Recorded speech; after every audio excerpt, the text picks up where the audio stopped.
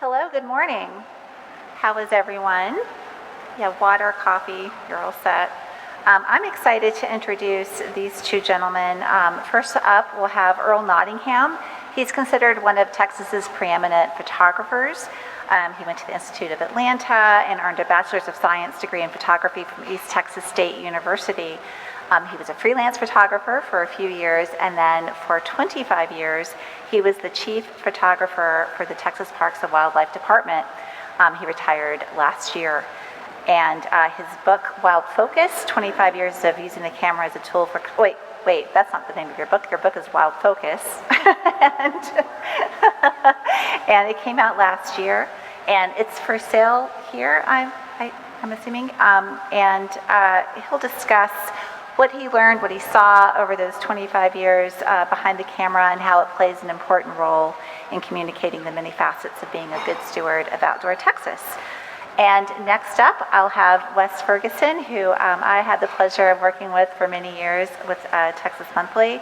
He was also at Texas Highways. He's a regular contributor and former staff member of each. He is the author of 2 nonfiction books about the Sabine and the Blanco rivers. And he's also, if you haven't listened to this, you have to listen to his podcast called Standoff, which is about the 1974 Huntsville prison siege. It's a huge hit. It was, number 8 on Apple. So he's doing that, and he's also working on a book on the Camino Real de los Tejas, which is the first trail across Texas. He's going to focus on the Blanco in his presentation. It sits at the epicenter of rapid change between San Antonio and Austin, which is one of the nation's fastest growing regions. And he did a lot for his book about the Blanco, and he knows a lot about it, and is going to tell the story about how it resonates far beyond the banks of the Blanco and connects to all the free-flowing streams of Central Texas. So without further ado, Earl will be up first, and then we'll have Wes, and then we'll have time for a Q&A. Thank you. Oh, and I'm Kathy Blackwell. I'm from Texas Monthly. Sorry, I just realized I didn't say that. Hey guys, thank y'all so much for coming. I appreciate it, and it's a great conference. It's some great programs. So I'm Earl Nottingham. Retired a little over a year ago from Texas Parks and Wildlife Department. Been chief photographer there for 25 years. Freelanced and starved to death for about 15 years before that. But upon leaving Parks and Wildlife, I kind of had to just sit back and think, okay, what was it all about? 25 years, what was the takeaway from my time at Parks and Wildlife? And interestingly, the answer came up, the title of this conference. It's a changing Texas landscape. And I saw so many changes over that 25-year period in many ways. Not just the physical aspects of the landscape changing, but the changing of attitudes toward conservation and a lot of the initiatives that have taken place for Texas conservation. So that's just kind of what I want to show you here briefly and expound a little bit about them. The images are part of my book out there, which is for sale, and a few copies out there. But you might think that's a picture of Texas. Lights. Yeah, well, somebody was going to lower the house lights. A little bit. That would help. Thank you, if we can. But that was actually my office for 25 years. And I got to travel just about every corner of it. In essence, that was my cubicle. So it would aggravate the people I worked with at the magazine, because they actually had to work in little cubicles in Austin, but I was free to travel the state. So some of the biggest takeaways in the way the landscape has changed, and people have already hit upon it. Things like land fragmentation and the way development has increased so much in the land. But I use the Devil's River here, which is one of our last pristine areas of Texas, spring-fed river but it could be the poster child for a lot of the conservation issues that are affecting Texas. One of the big ones is water. I don't know how many times over 25 years, we have had issues related to water. Senate Bill 1 came out, the water bill, but you have the issues of your groundwater. Those have become hot button issues. But in the same area now, you get the wind farms coming in. And all of the problems or issues related to that, encroachment onto lands and to the landscape. We've taken this beautiful area out there, and development has come into it. And of course, the ranchers down there on the Devil's River are really kind of in arms about this coming in. So a lot of hot button issues. There were a lot of success stories over the 25 years that I was able to see. Parks and Wildlife really worked hard on the reintroduction of the desert bighorn sheep into West Texas. We went on several captures and relocations from some of the wildlife management areas back into the Big Bend region. They also had somewhat limited success with the pronghorn antelope from the Panhandle down into the Trans-Pecos area. And so it was interesting to see over that period what we had tried to do in the animal realm there, relocation, and what did and did not work. And one of the big success stories was the relocation of some of the Southern Plains bison onto our Caprock Canyon State Park. I was able to accompany the biologists as they captured the bison up on the JA Ranch in the Panhandle and put them onto the area at the state park there. Now they are our official Texas state bison herd.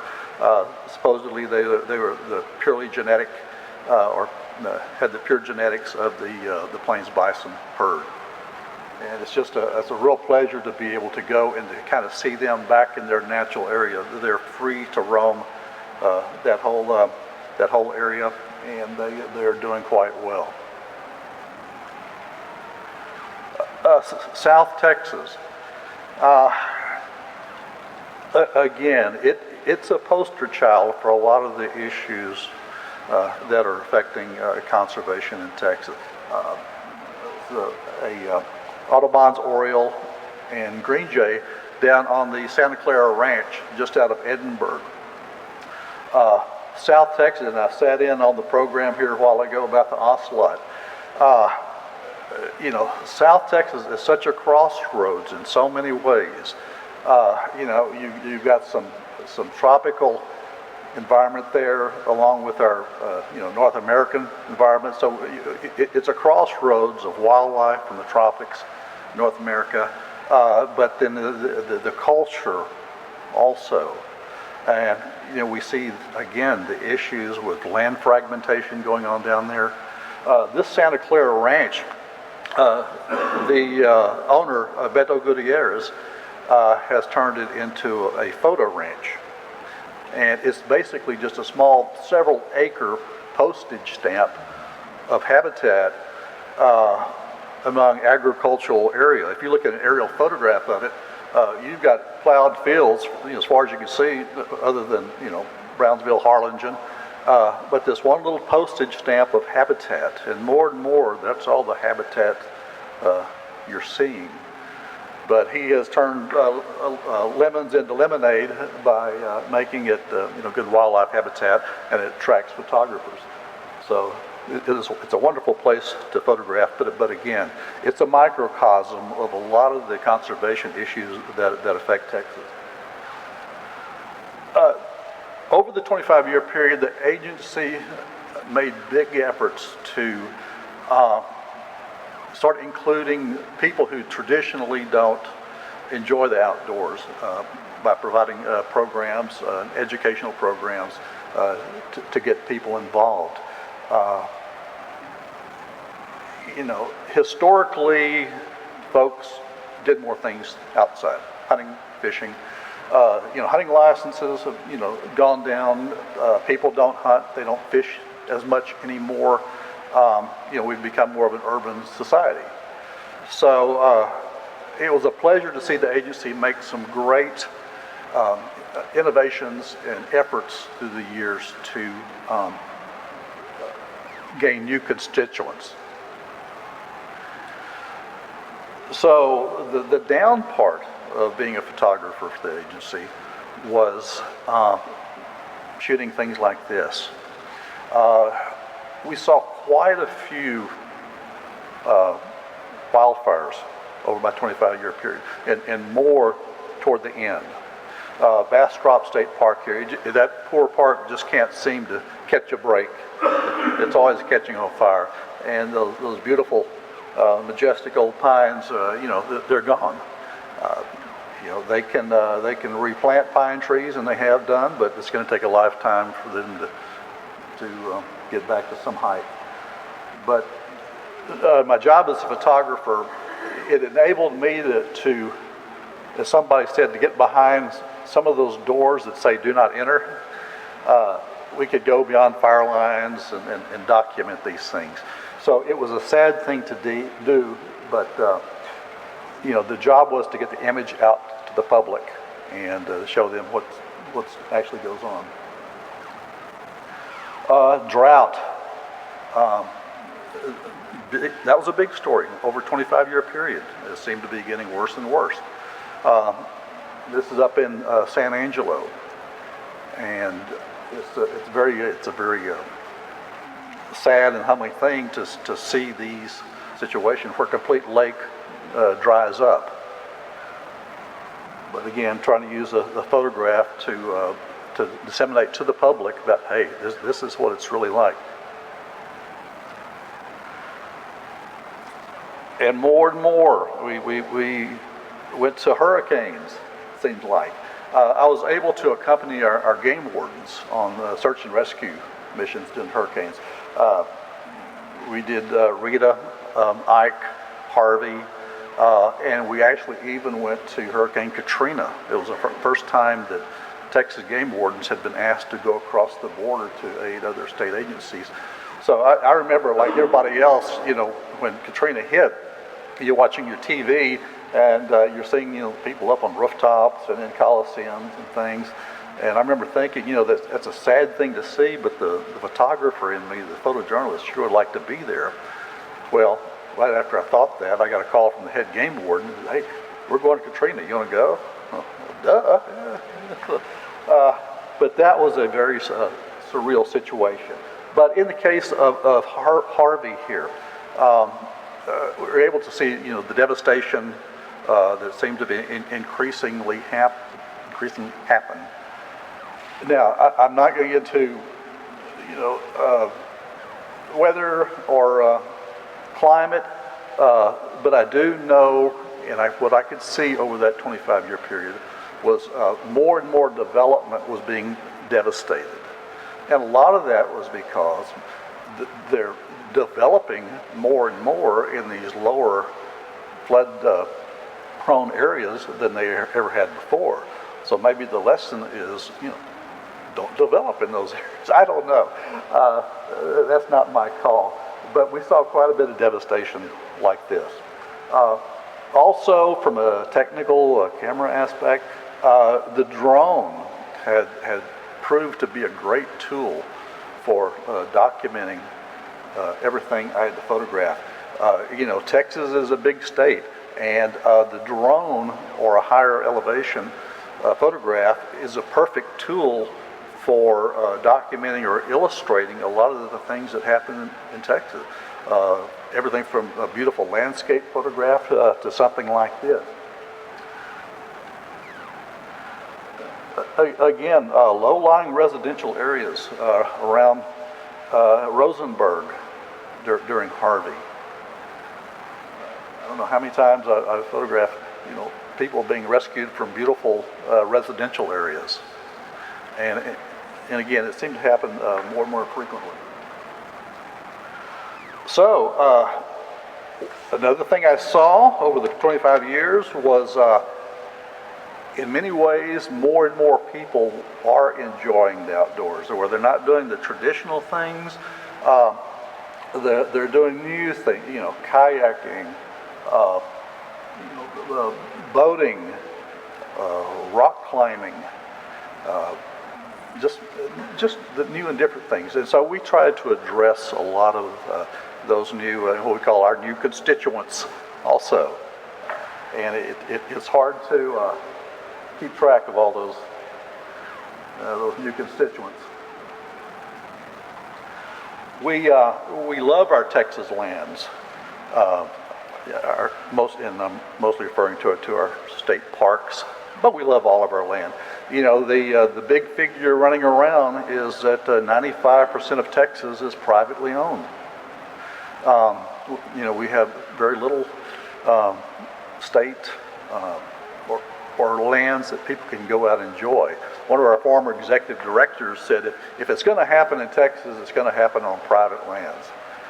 So, that was a big part of what I did, was being on those private lands. And that's what I love the most, being on the ranches and working with the landowners, because these are the people that have a true love for their property, and they know how to manage it.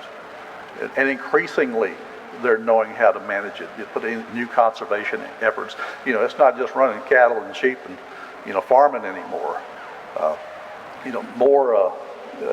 More landowners I've seen now they're more content to sit in a blind and watch birds, and identify birds. We find hunters. Now they're more content to take a camera out with a telephoto lens and get that great shot of that buck instead of shooting it. The photograph has become the new trophy in essence. And that's another thing I saw over a 25-year period, was the use of photography. Regardless of what you do outdoors now, hunting, fishing, boating, mountain climbing, you've got a camera with you. And the photograph has just become an integral part of life now. Whether you're putting it on Facebook or whatever. And, I could get very philosophical about it, but I think a lot of it has to do with, it's just our way of preserving, a split second to enjoy nature. It's our way of holding it, because it's going to pass by so fast. It's just a way we can enjoy a split second in life. But yes, we love our state parks, but what I've seen is we've started loving them to death. The infrastructure has taken such a big hit on our state parks. People line up before the parks open. Enchanted Rock. And how we done time there? Okay, that's good. So, like Enchanted Rock, Garner State Park, everything, from plumbing facilities to the lodges, they're so utilized that they're falling apart. And we've always needed help from the public and from the state for funding. Luckily, they did allow us to keep the sporting goods sales tax several years ago. The public voted on that, and that helped out quite a bit. But more and more people are lining up to get into our state parks. So we need to not only preserve the ones we have, but we do have quite a bit of property out there that will someday become a state park. One is the Shinati Mountains out in West Texas, just gorgeous mountains out by Presidio. We've got the property. It's just a matter of one day getting money to make it work. The Powderhorn Wildlife Management Area down on the coast. It'll be a combination wildlife management area and state park, just to give the people of Texas more places to get out and enjoy. Of course, I have to do an obligatory bluebonnet shot. Every photographer needs a bluebonnet shot. So this has always been my favorite one. I'm not a big bluebonnet photographer. Everybody says, "Oh, did you see the bluebonnet? Go photograph them." they're nice, but everybody's got a bluebonnet shot. But what I remembered about this was the moment I shot it, that split second that you try to remember, was the fragrance of the bluebonnets. It just completely filled the air. And so every time I see it, I smell the fragrance. So the last thing I just wanted to end with was, so people look at a photograph and, they see what they see in the photograph. Someone once told me that the success of a photograph, or a successful photograph, is one that you don't just look at, but one that asks a question to you. It's engaging to you. Hopefully my photographs have caused people to ask questions in their mind about that.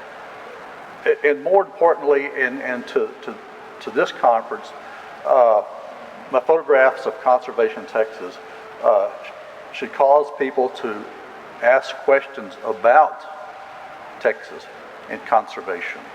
Because like the ocelot, what are you going to do now? We see the problems. What's the answer? How are we going to reintroduce them?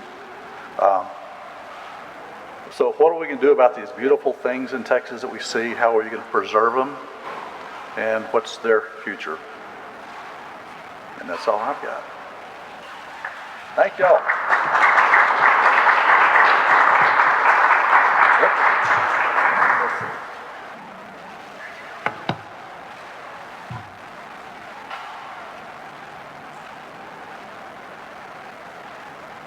Hey everybody, I'm Wes. I want to thank Mary Margaret for inviting me to speak, and I want to thank my wonderful editor, Kathy, for the introduction. It's a true honor to be here. As Kathy mentioned in my talk, I'm going to focus very closely on the Blanco River, but a lot of the lessons that I took away from my experience exploring the river can be applied to your favorite hill country stream, whether that's the Guadalupe or the Sabinal and all the others. I am an East Texan. I grew up near the Sabine River, and my first book was about the Sabine. And a buddy and I just borrowed a boat and decided to go see what we see. And our first day on our trip, we were coming around a bend. We see these guys sitting on the bluff. We wave, they wave back, so we pull over to talk to them. And as soon as we pull onto their bank, we hear this pop, pop, pop, splash, water behind us. They were shooting at us. And so I call up, like, hey, can we come talk to y'all? And they're like, sure, come on. And then when we get up there, they're like, sorry for shooting at y'all. I thought you was my brother. And so that tells you my people, my East Texas folks. And so this river, it's super muddy, mosquitoes, snakes, I love it, but it's not a place that a lot of people are drawn to, except for those kind of redneck river rats that I came to know and love. When I finished the book, a buddy of mine was the editor of a little newspaper in Kyle, and he said, hey, I've got a part-time job as a reporter. The pay is terrible, but you can have my spare bedroom. And so I was like, sure, I want to get out of my mom's house. I'm 30 years old. So I move in with him, and then I started exploring the local river that flows through Kyle, and that is the Blanco.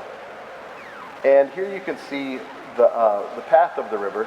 It starts up here pretty close to Luckenbach, feeling no pain. Comes through the town of Blanco, Wimberley, which most people know and really enjoy. And then it ends on the San Marcos River in the town of San Marcos. San Marcos goes to the Guadalupe. Guadalupe goes down to the Gulf. So I moved to Kyle. It's like, ooh, I want to get out there. I want to swim. I want to fish. I want to enjoy this beautiful river because, as Earl mentioned, Texas is 95% privately owned. Rivers, for a lot of us, if you don't live really close to a state park, is really the last public refuge where we can go and legally be in nature. And so I was like, I'm going to check out this Blanco River. Sounds cool. That's what I found. Bone dry. And so I kind of moved on with my life. Every day I would drive a bridge on the way to work and say, okay, the river's just dry. There's nothing to it, nothing to see. And then I was invited to come horseback riding with the daughter of an owner of a big ranch just 6 miles upstream, the Halifax Ranch. And as we were riding these horses, I started hearing this beautiful tinkling music of a fast-flowing stream, and it was the Blanco. And then we came to this little waterfall, and I asked the owner of this ranch, how is it possible that I drove over a dry river on my way to the same river where it's flowing beautifully? And she said, it's easy. It's because after our ranch, the river makes a bend and goes underground. And for some reason, that just triggered my imagination. I thought, I don't know anything about this river. It's pretty fascinating. I'm going to start exploring. And so that led me to the headwaters. Oh no, here's another view of the ranch. So this is the Halifax. It comes around this bend, comes down a little further, and then it's just gone. So I got a grant to write a book about the Blanco. And I started at the headwaters, of course. It seems only natural. This is the headwater spring of the Blanco River. It's a lovely pool beside this big fig tree and a few bald cypress trees. And the ranch was settled by one of the first pioneers of the town of Blanco. His name was Judge Amos Gates, and settled there in the 1850s.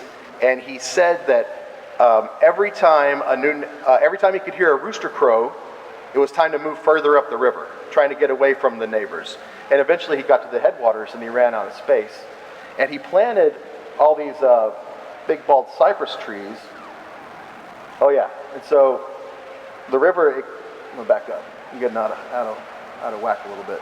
So it comes out of that spring where it's been collected in a pool, then it spills over, and it flows through that little rivulet, and then it dumps into this. And this is the start of the Blanco. And you can see there are some nice bald cypress trees. Those are actually brought there on mule-drawn carts from Sisterdale, from the tree farm that also supplied all the gorgeous bald cypresses along the Riverwalk in San Antonio.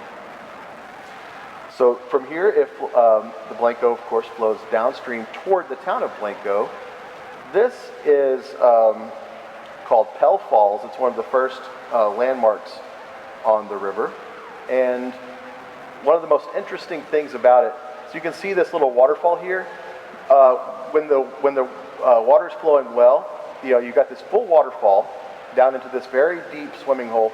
And then as the summer progresses and the conditions dry up, this waterfall lowers, and it starts. So the water starts maybe here, and then later in the summer, the water starts here, and then in times of drought, there's no waterfall at all, but the water is still coming out from down here. So you see the underground flow in action, and it's basically like getting to see what our aquifers look like underwater. And I don't know if this is a video of a Mountain Dew commercial that was filmed out there. I don't know how to hit play, so we're going to skip that part, but it's pretty funny. The guy comes like flying off on his bike and does a big flip and then just lands in the water. Going downstream, and there's me, came to these potholes, and I met a guy that grew up on the bluff next to this part of the river. And he said when he was a little kid, his mom, he would come home from a day of playing on the ranch, his mom would throw him a bar of soap and say, go bathe, and he would go down into these potholes. And at the time, they've been eroded some, but they were deep enough then that as like a 5-year-old kid, he could get down in there and enough to take a bath. And anybody got an idea what these potholes are? Yeah, they're dinosaur tracks. And here's a view from like Google satellite, and you can see where these dinosaurs, they were sauropods, were wandering along, and when this was all like marshy kind of jungle, and in some places, you can see where it crosses the bed and then just disappears. Of course, if we were to excavate, we would just find these tracks just continuing. But the river has eroded low enough now that we're at that period in geologic time that you can see these really cool dinosaur tracks. Of course, there we go to the town of Blanco and into Blanco State Park. There's a ton of springs in Blanco, so the river is flowing like really well through Blanco. That's what drew the early settlers in the first place. And then it goes downstream a little bit, and the river disappears again, and it goes underground. And it comes from the dry part of the river, it ends up coming to this really magical spot called the Narrows that is really difficult to get to unless you know one of the nearby owners who will let you come. Because rivers are publicly navigable, even though the river goes dry, you can walk, hike for like a day to get to this spot. And with the advent of like YouTube, Instagram, social media influencers, a lot of people see this and they're like, oh, bucket list, I'm gonna walk to the Narrows. And then they get out there, they run out of water, they have to be rescued. And so they've made it illegal to park anywhere near the access point, so it's really difficult to get to. I did it once, and I'm glad I did, but I never will again. And then you can see the river. You can see up here, it's all totally dry, and then see how this crevice just kind of opens and then slowly widens and widens and widens. This was aquifer where the roof just kind of caved in. So again, it's been dry all along, and then suddenly here, it comes back up and it starts flowing. And it's one of the most beautiful places I've ever seen. That's a view from the very start, so you have to kind of scramble down into this collapsed cave. And then you come to these potholes. And this, you talk to some of the old timers from Blanco, Wimberley, and you say, how deep are those potholes at the Narrows? And they're like, they're bottomless. No one knows how far they go. Actually, it's like 15 feet. But it's still pretty impressive. And the reason why this one, that one was so, you can see over here, it's so round, because as there was a little depression in the riverbed, it filled up with some round gravel, and the water flowing just swirled the rocks, and it just chiseled down. And so it ended up, like over millions of years, drilled, like 15 feet deep right here. And this is a pretty cool spot because you can swim in this. It's also super deep. You can, if you go deep enough, dive in and go down, you can come back up on this side. And then as the river flows out of the Narrows, it flows for just a little while, and then it comes to another hole. And this is pretty cool. It's because you can actually see the hole where the river drops back into the aquifer. And the technical term for these are swallets. This is a hydrogeologist from the Barton Springs Edwards Aquifer Conservation District there to check it out. So the river, again, disappears, and it just goes dry for a while. Here's another view of the dry riverbed. And then we're kind of getting close to Wimberley, and suddenly the beautiful river reemerges. So it's just funny how it's so segmented all along the way. And then, of course, if you've ever spent any time in Wimberley, you know how beautiful the Blanco is there. And also, as Earl mentioned, there has been so much development along the river. And now, there's a lot of homes along the way. They all, a lot of them will mow their backyards right up to the river, and that is creating a lot of runoff. And so the floods that occur through the Blanco, which have always been there, now, even though maybe the flooding isn't as any more extreme than it ever was, but because there is so much development, there's a loss of that the pervious cover that allows the water to slowly seep in. Now it all just runs off, and it's creating a lot of havoc with every flood on the Blanco. This is another really popular spot. It's called the Little Arkansas. This used to be probably the most popular swimming hole in Wimberley, but then a super rich trial lawyer from Houston bought the ranch, and he really hated having the public on his part of the river. So he basically paid the county commissioners to completely redirect this road, probably like 5 or 10 miles, to go a different way, and it closed off this spot for easy access to the public. But of course, because rivers are, anyone is allowed on a river. If you will go to the trouble to boat down, you can still get there. But you can no longer just pull up and hop in on a hot day. So here we see, we got Wimberley. Blue Hole is the source of Cypress Creek right here. There's Little Arkansas we just saw. It continues to head eastward, and then at Halifax Hole is that ranch where I was at. It's where it makes a big southern bend and ends up, heading towards San Marcos. This is kind of an interesting place called Tarbutton Shower Bath Cave. It's called Tarbutton because the old farmer who owned it was Old Man Tarbutton. It's called Shower Bath because the mouth of the cave was actually on the limestone bank of the river. The cave, it goes straight down, and then it tucks back and goes underneath the riverbed. And so cavers would actually climb down in there, and as you were crawling underneath the Blanco River, the water dripping through that porous limestone would be falling on you like a shower. So that's why it's called the shower bath.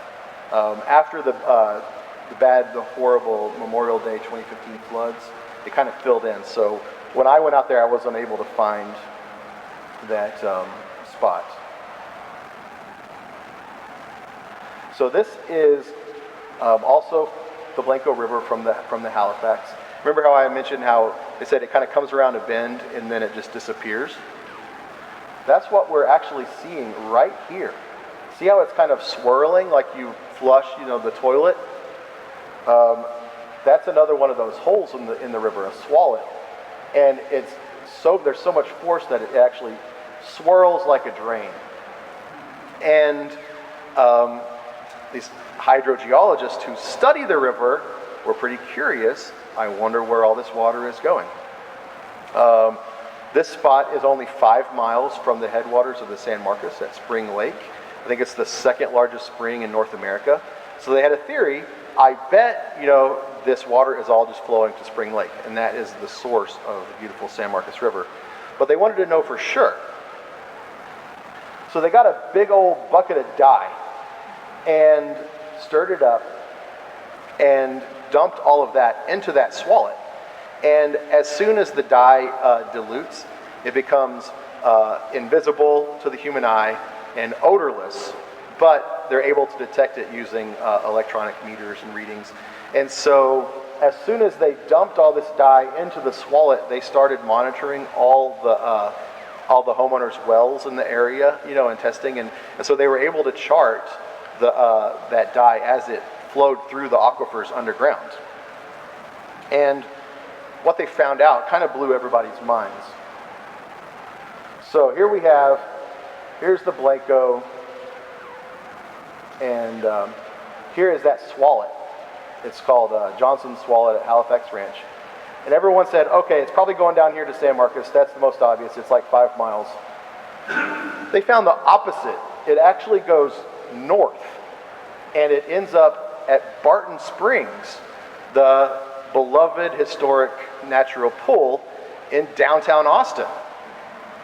And the reason why, basically, there is an underground mountain, essentially.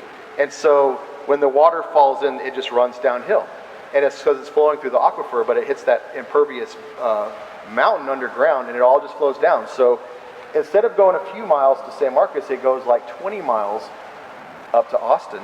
And furthermore, in times of drought, the Blanco River is the sole source of water to Barton Springs. And other than just being really interesting, the reason why that's so important is it shows us the interplay between groundwater and surface water. And so while Texas has spent a lot of time, many years, regulating surface water, allocating how much goes to which person, the Texas Supreme Court decided that groundwater was too mysterious. They used the word occult, and to be regulated. And so to this day, we don't really have a lot of groundwater regulations. You hear like, I drink your milkshake, it's like whoever pulls up the most water gets the groundwater. And when you do that, we have clear evidence that, water that comes out of the Blanco or coming out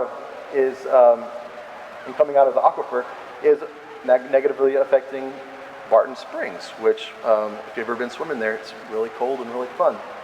And you can see, so here's Wimberley, here's Kyle, so here's I-35. The Blanco River is right in the epicenter of some of the swiftest development in the nation. And almost all the big ranches that have been here for over 100 years have been sold, and they're being subdivided into development. And but one of the Nature Conservancy, Parks and Wildlife, and others have made a lot of strides in getting some of the ranchers to conserve their land, set it into easements so it will be preserved for perpetuity.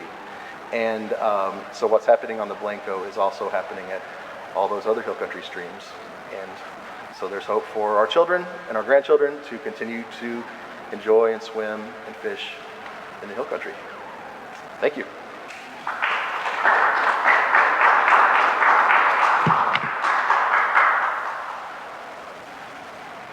Any questions for me or Earl? Yes, sir.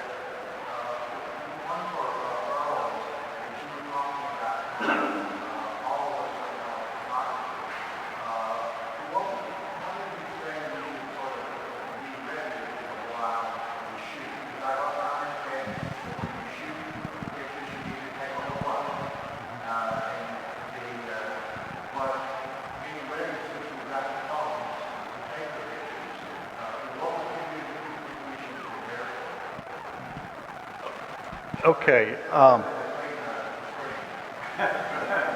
Okay. So, what are you asking? What should you do to prepare to take a picture?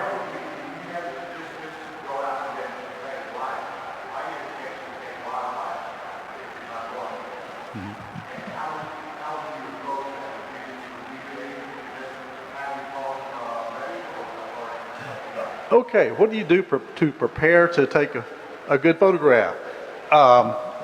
Do you just have your phone ready or your camera ready? Okay, here's the biggest secret of all. And this is your takeaway for the day. It's worth the price of admission. Regardless of the subject, whether it's wildlife, or landscape, a portrait, the most important thing is the light that's on the subject, or the quality of the light hitting the subject. Something unique about the light hitting the subject. So, case in point, a landscape photograph. Yes, make sure your lens is clean. Always make sure your lens is clean. But plan your shoots as much as possible. Even if it's wildlife, plan as much as possible. But plan the time of day you shoot it. Ideally, typically, for landscape, early morning or late evening. Avoid the middle times of the day, because you get these beautiful artistic, romantic, poetic qualities of light to it. Warm colors always jump out at the human eye, but the light sculpts the land beautifully. So the biggest secret is the time of day you shoot. Wildlife, you often don't have that opportunity, but again, they are more active in the morning and in the evening, so plan your shoots around that. You can always use modified lights. Bird photographers get into strobes and things like that, but I would say the main thing you can do is plan any photograph around the time of day you shoot it. And that means you're going to be shooting at slower exposure, so you may need a tripod. Think about those things. But and it doesn't matter what kind of camera you have, whether it's an iPhone or the top dollar camera. It's all about the light.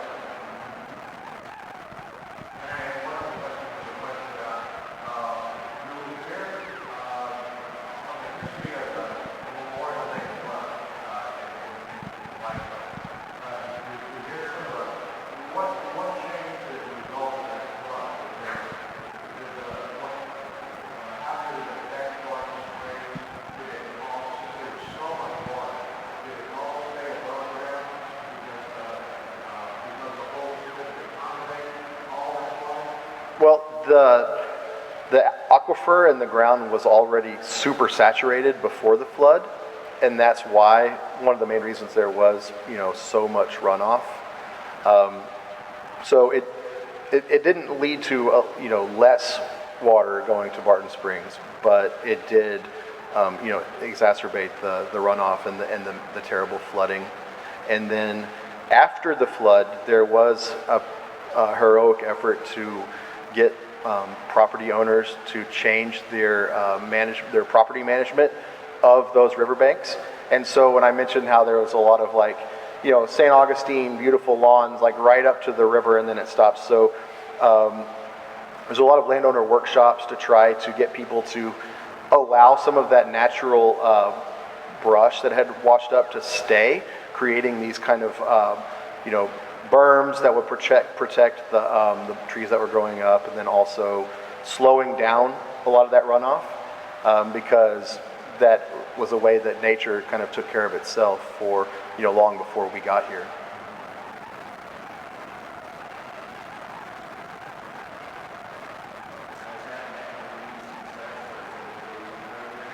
Yeah, you know, I would say not everyone took it to heart, but when you go out there now, you see it, you know, here and there. And what you also see is that the people that allowed nature to kind of reclaim some of the riverbank, they now have more riverbank. And the people that went out there and immediately started like bulldozing and replanting turf, now their riverbanks are being washed away because, you know, those like typical turf grasses don't have enough roots to really lock the riverbanks in place. So they really kind of shot themselves in the foot by trying to immediately make it go back to the way it was.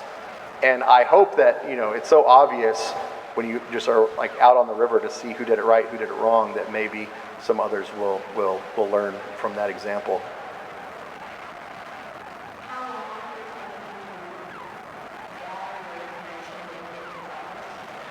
So I basically spent almost a year researching, and I traveled the entire river, and whether in kayak, swimming, walking the dry parts, and I turned in the manuscript in like, I think April 2015. The flood happened May 2015. And so I had to ask my editor at Texas A&M Press to have the manuscript back.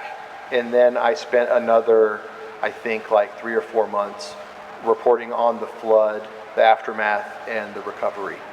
And then, you know, once you finish a book, it takes like anywhere from another 6 months to year and a half to come out. So it was published in 2017. And I would beg you all to buy a copy, but it's temporarily sold out. And some supply chain issues have meant that it's taken a little longer than would have liked, but yeah. Right. Mm-hmm. Layaway.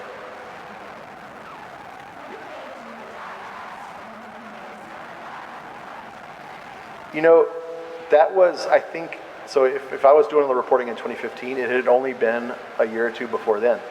So just think, I mean, people had been swimming, you know, like, well, Barton Springs was built like 100 years ago, and no one knew until super recently. It was too occult at the time.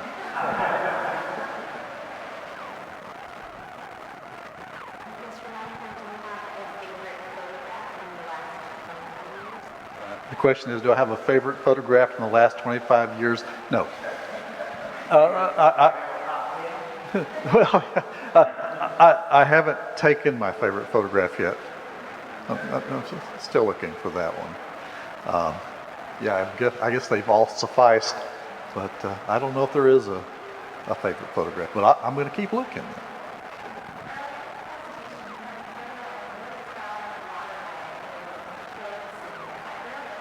Yeah, where was the picture with all the crowded boats? That was Lake Travis when they had Aquapalooza. That was crazy. And of course, I was there with our game wardens, and it was driving them crazy too. But people do crazy things when they're drunk and wet. Okay. Anything else? Thank you so much for coming. Appreciate it.